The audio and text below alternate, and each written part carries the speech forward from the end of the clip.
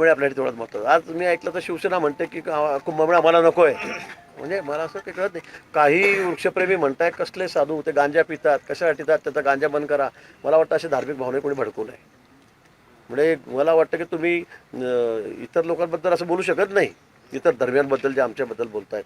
आणि म्हणून मला वाटतं काही लोक जाणीवपूर्वक याच्यामध्ये कुठेतरी धार्मिक तेढ निर्माण होईल किंवा काय असा प्रयत्न करत असेल तर त्यांनी ते करू नये. माझं विनंती आहे. तुम्ही सांगितलं आमचे 400 झाडं 500 झाडं खराब होतील, आम्ही 15,000 झाडं लावतोय. 15,000 त्या झाडं दुसरं लावत नाही. आम्ही त्यांना ड्रीप करणार आहोत, त्यांना सगळं 24 तास पाण्याची व्यवस्था करणार लागेल तेवढ्या पाण्याची व्यवस्था करणार आहोत, मेंटेनन्ससाठी माणसं ठेवणार आहोत, त्यांना खत देणार आहोत. आणि बघा तुम्ही येत्या 2 वर्षामध्ये ती झाडं अशी होतील की सगळं नाशिककरांचं पर्यटन स्थळ ते होईल. नाशिककरांचं पर्यटन स्थळ होईल ते.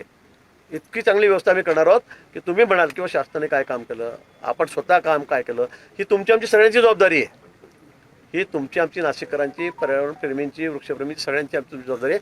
तुम्हाला सगळ्यांना सोबत घेऊन मग आपण ही झाडं लावू. झाडं लावताना मी स्वतः हजर राहील. आपल्या सर्वांना मी आमंत्रित करू.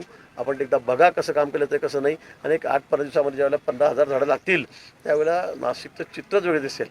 ती सगळी जुनी झाडं आणि वटवृक्ष मोठी झाडं आहेत, ती अशाच्या बुंदाची झाडं आहेत. आता काय करतात, लोकांना जागा दिसते की जाऊन तिथे झाडं लावतात, वृक्ष पण तिथे करतायत. पण आता मला सांगा, जर तुम्ही 10-10 वर्षांनी तिथे, आता मागच्या वेळेला आता आपण जेवढी टेंट लावली तेवढी टेंटाला लावायचे आहेत. जेवढी जागा मागच्या वेळेला मोकळी होती, मग या 7-8 वर्षामध्ये ती झाडं लागलेली आहेत. मला वाटतं अन्य ठिकाणी भरपूर जागा आहेत. आता साधुग्रामच्या ठिकाणी आपल्याला माहिती आहे की या ठिकाणी त्यांचा निवास असतो. आता ते तुम्ही सगळी झाडं लावून टाकली तर त्यांनी राहायचं कुठे. आणि त्याचं एक वेगळं महात्म्य आहे. आपले तुम्ही धार्मिक भावना लोकांची समजून घ्या. आता ठीक आहे, आपण म्हणतायत त्याच्याबद्दल कोणाच्या मनात वादच नाही की झाड तुटताच कामा नाही.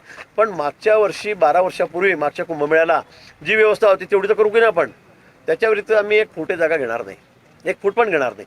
पण मग मध्ये जी मग झाडं उगवलेली आहेत, रोपटी उगवलेली आहेत, काही लागलीच झाडं, ती आम्ही सगळी खालूनच काढू, मुळासहित काढू आणि त्यांना दुसऱ्या ठिकाणी आम्ही लावून देऊ. एकही झाड तुटता कामा नये. मंडपासाठी त्या कुठे तुम्ही वृक्ष तोडतायत, झाडं तोडतायत, असं होणार नाही.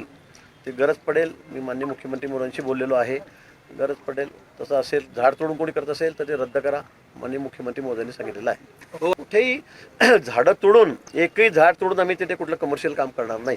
आणि कोणाच्याही घशामध्ये कोणाच्या नियमाने मागितलं. तुम्हाला इथे इंडस्ट्रीची संघटना आहे, मी नंतर माहिती घेतली. त्यांनी सांगितलं की आपण इथे साधू नाही राहण्याला कामात येईल आणि नंतर मग आम्हाला ते कामात येईल, त्याचं तुम्ही भाडं घ्या, भले आमच्याकडून ऑप्शन करा आणि मग ते सगळ्यांसाठीच उपयोगी होईल. नाशिकमध्ये निघणारे सगळे एक्झिबिशन असतात, हे असतात, त्यामुळे ते कायमस्वरूपी कामात येईल.